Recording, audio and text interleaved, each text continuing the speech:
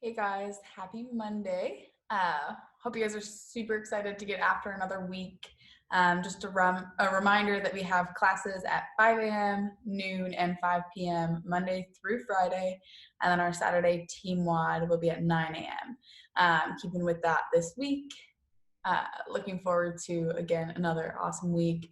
I hope you guys are starting to settle into a little bit of a routine. If you're getting after these videos or getting after these workouts on your own, make sure you're watching these videos and emailing the coaches if you have any questions or concerns about how you should approach your workout. We're here to make sure that it's tailored to you. When we're doing the group classes, if you're jumping in on those Zoom calls, you don't have to watch these videos because the coach will break it down and be able to tell you what's best with the equipment you have. But if you're not really sure what to do, make sure you're reaching out and letting us know so that we can help you out so you can get the best out of each of these workouts.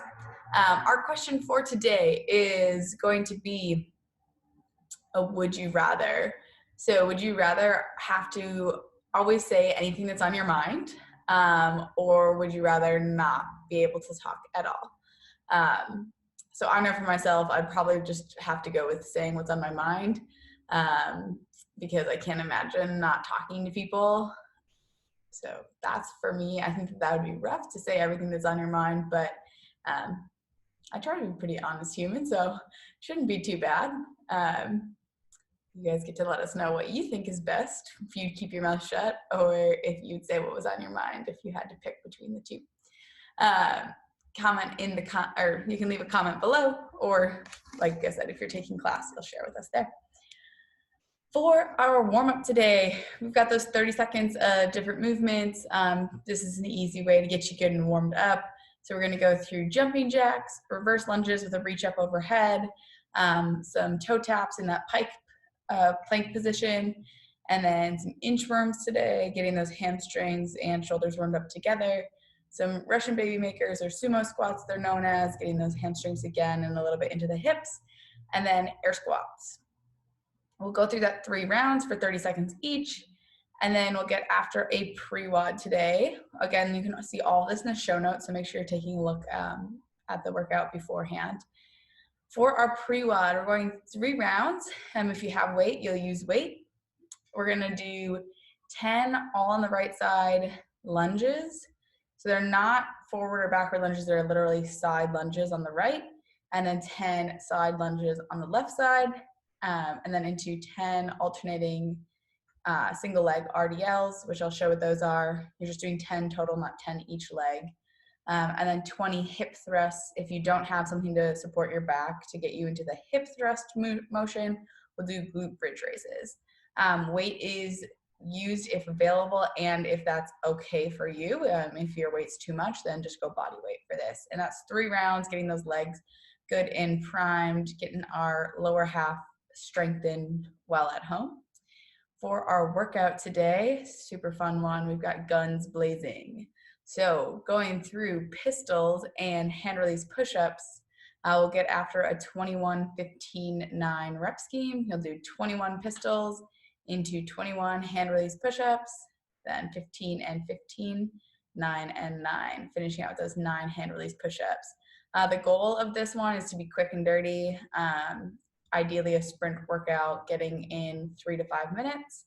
There is a 7-minute time cap. So with that, if pistols are something that take you a really long time to even get into a rhythm with, we're gonna scale those. We're gonna have a couple different scaling options today. A narrow squat, which I'll show, or a reverse lunge. And then the hand release push-ups, we can always scale those to a regular push-up if you have push-ups that like hand release is too challenging. Otherwise, we'll scale to a hand release snake or a hand release knee push-up. If all that's too challenging, you can use something to support you, like a counter or your couch, something to meet your chest with, and then just ignore the hand release part. Your hands won't come off. Then there'll be a little cool down, which I'll show the movements of as well, but our meat or our workout's gonna be getting those legs good and fired up in our pre-WOD, and then get after Gunz Blazing, a nice quick sprint workout today. So let's get started with showing off those warm-up movements. I'm sorry, my cat is attacking me. Okay. warm-up movements. We've got jumping jacks to start. So we all know what a jumping jack is. Overhead. From those jumping jacks, we're gonna go reverse lunge, reach up overhead. You can get a little stretch there. Thank you, Oliver, for moving out of the frame. Reaching up overhead. We'll be doing 30 seconds here. Then we'll go into that plank position, reaching back, touching our toe. That's that Pike Toe Tap. From there, we'll go to inchworms. So inchworm, very similar to that position. You're coming actually from like a ragdoll position, walking your hands out to a plank. If you want, you can add the push-up and then press yourself back through. If you notice, I'm looking at my knees as I push the floor away. That's part of it, is we want to be practicing that hollow body position. So once you get here, that floor away, reaching that head through the window, getting those shoulders and those hamstrings warmed up. That's our inchworm. Then we're going to go into Russian baby maker or sumo deadlift, or sorry, sumo squat. So for that, you're in your squat position, grabbing your toes, pulling those hips down, bring those hips back up without letting go of your feet. Always driving those knees outside of your elbows. So you're basically just pulling yourself to the bottom of your squat here. We're going to finish with 30 seconds of air squats. So feet just outside of those hips at about shoulder distance apart and dropping all the way down. We'll go through that 3 total rounds to get good and warm. All right, so following that warm up, we're gonna get after a pre-WOD. We've got 3 rounds. I'm gonna show those movements here right now. Again, there are 2 options for that hip raise, hip thruster. You can either do that with your back supported on like a couch or a bench if you have a bench. Otherwise, you're gonna do glute bridge raises. So I'll show that as well. But that first movement we have is gonna be a side lunge. I'm gonna show that first without weight. Highly recommend you do it without weight as well. One thing you can do to get warmed up and kind of feel what it's like is get in a nice wide stance and just send those hips down and back. The only difference is we're not doing Cossack squats here. We're actually going to do single leg lunges to the side. So the difference is that rather than being in that wide stance, you're actually going to start standing up and then step out and push the floor away and come back. You're going to do all of them on one side and then go at the other side. So 10 reps, again, from the side is going to look like this. Stepping out into that beautiful knee or hip below the knee. Push the floor away, chest stays up, lunging it out. So you go 10, right side lunge, getting a really good burn going here. If you can add weight to that depending on how heavy your weights are that you have. If that just body weight feels good and taxing, you don't need to use any weight. But if you're able to, you can add that goblet squat position. Chest stays nice and high, driving through that leg. So again, from the side, looks like this. We'll go through 10 on the right, and then you'll go through 10 on the left.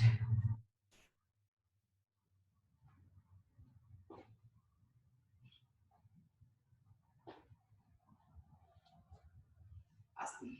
So after 10 of each of those, we're gonna do RDLs. So the RDL, just gonna show with both legs first. You're keeping that body, chest nice and high. Hips are hinging or going back at the wall behind you. And you're gonna keep your arms as close to your body as you can, and then come up. Depending on how tight your hamstrings are, you might be able to get further than I can. But we're gonna do this with single legs here instead. So you're gonna lean forward, working on that balance, squeeze to stand.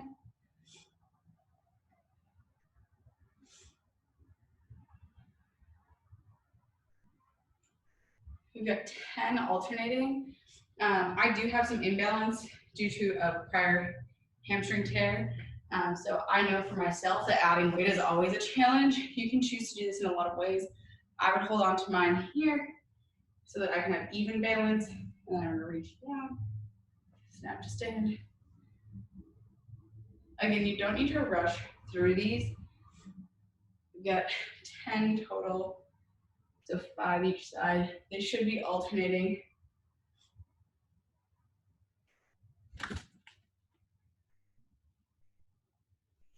After your 10 RDLs, one comment on the RDL, notice that my chest stays up and my low back stays supported as I reach back. I'm not going like this at any point. So I'm gonna control to here and then squeeze to stand. We're not going to the ground at all. Mid-shin is probably where most of us will end up. After that, we can either get after glute bridge raise, which I'm gonna show first because some of us won't have any other option. That glute bridge raise, we get those heels as close to the hips as we can. Shoulders nice and close. We're raising those hips up. You want to make sure we're extending all the way through, so we're not just hanging out here. Think about driving those hips into the ceiling, squeezing the butt, and then lowering. We'll go through 20. You can choose to add weight. If you want to hold on to weight, you can.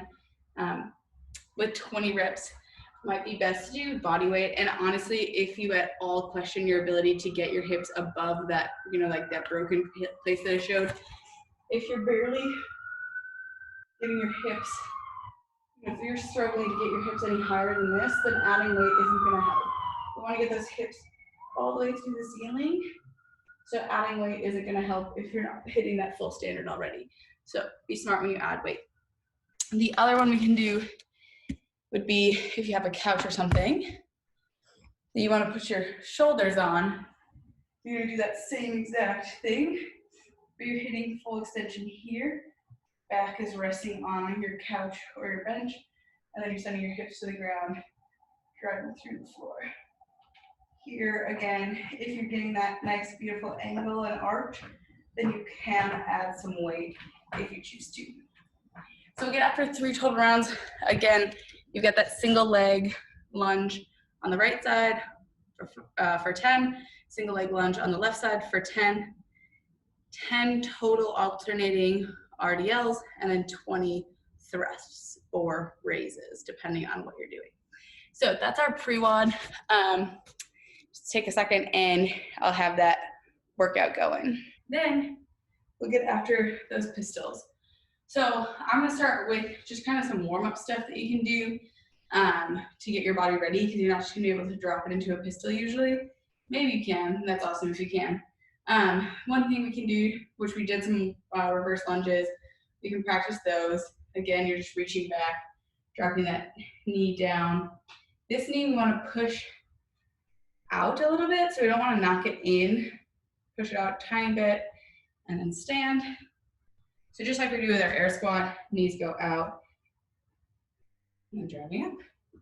So you can kind of get a couple of those in, and then you can work yourself into a more narrow position. When you do this, you're gonna see that this knee technically comes over the toe, but again, you're focusing on that knee driving out. So I'll show that from the front. That knee is going out, it's not knocking in, you're not putting stress on the inside of your foot, pushing out, and then driving up. With this, what we can do is still get that full depth here that we want to see. So this could be an option for your pistols today. With this, you want to make sure you're going where your heel is still staying on the ground. So if your heel has to come up for you to come to the middle of your foot, then we don't want you pushing through that, because that's going to put a lot of stress on the front of the knee. So then you should be reaching further back, if that's the case for you. So your heel needs to stay down in whatever one you're doing here. So getting good and warm there. The next thing we'll do is work on bringing our squat more and more narrow. So you can squat, bring those feet in a little bit, squat, feet in a little bit, squat. And as you work through this, if you're starting to find that you can't balance through this, and you're not getting full depth, then we probably want to do lunges as our scale.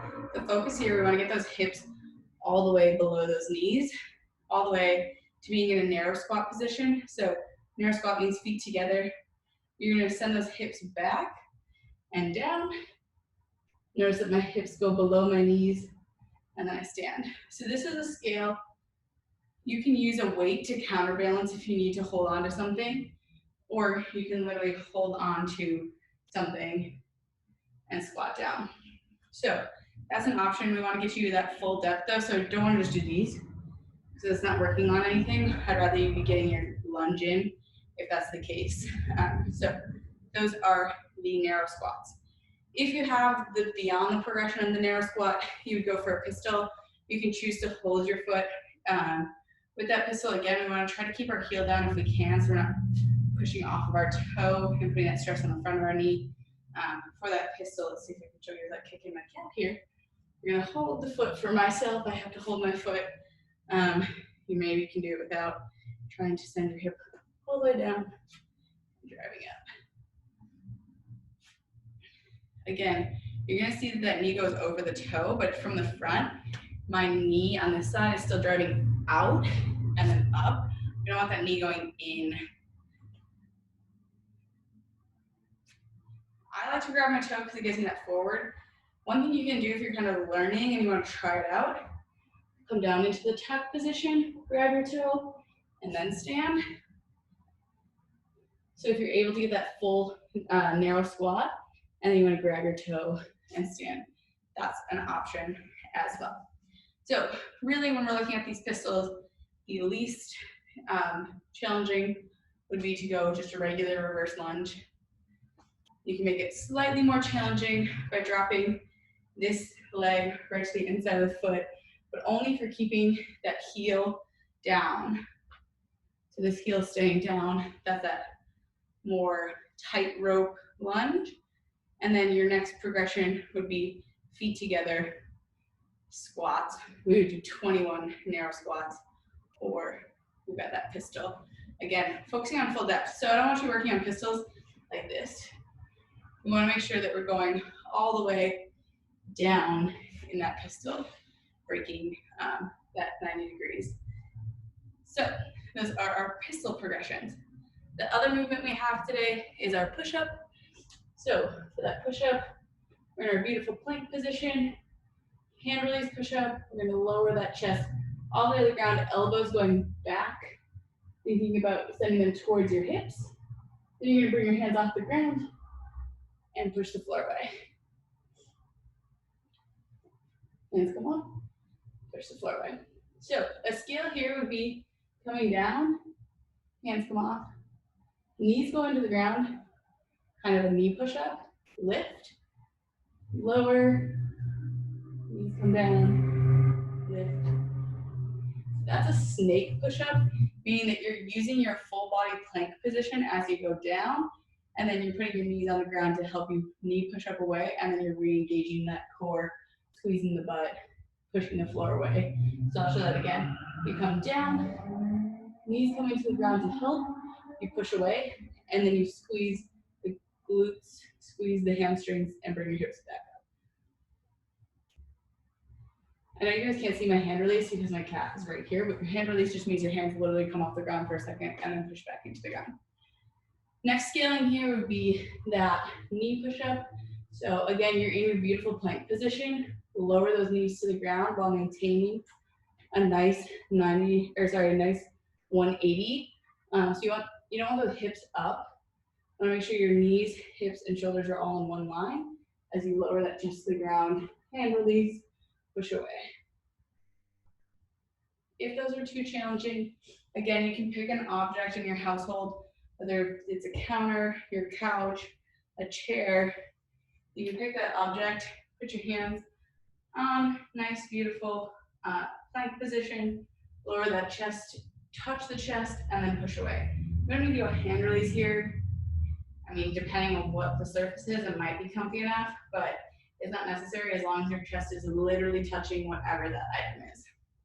So those are all your scaling options for your workout. You're literally going through as fast as you can your 21 pistols, or whichever variation you're doing, 21 hand release push-ups, 15 pistols, 15 hand release push-ups, 9 pistols, 9 hand release push-ups, and guns are blazing. The workout is over. So for our cool down, we're gonna hit that lower half. Our cool down, we're gonna go elbow to instep, or kind of what we call our Spider-Man position. So dropping that elbow to the inside of the foot. You can get both arms down, awesome. Whatever you have, getting into like lizard position, I think maybe is a proper term. We're gonna call it elbow to instep. You're gonna hang out here for 1 whole minute. Then we'll switch, lift that leg, go to your plank position, bring the other one, 1 minute on the other side. Once we get through 1 minute there, you can push that floor away, step up. Gonna hang out in the bottom of our squat for 1 whole minute. Nice and inactive, it doesn't have to be much. I really like to drive my elbows into the insides of my knees. Really gets your hips going here. And you do want to get your hips low so you're not like holding yourself here in the top of your squat or an awkward position. Get as low as you can here. Relax those hips, open them up. Then we're gonna go 1 minute in pigeon. So for pigeon, plank position, push that knee forward. If you can make a 90-degree angle, awesome, you're winning. I cannot do that. But you can make a 90-degree angle and then lower yourself down if you want to. We've got 1 minute here. And then you can pick your foot up. I like to press back into down dog before I switch. However you want to get into that other side position, up to you. We'll hit 1 minute there. So again, if you have any questions, let the coaches know. We're here to help. If you can add weight in your PreWOD, do so. If you can get those narrow squats in, try them out. If you're not sure if you're hitting that full range of motion, get after your workout, record it, and send it to your coach and say, hey, can you just let me know if this was right or not?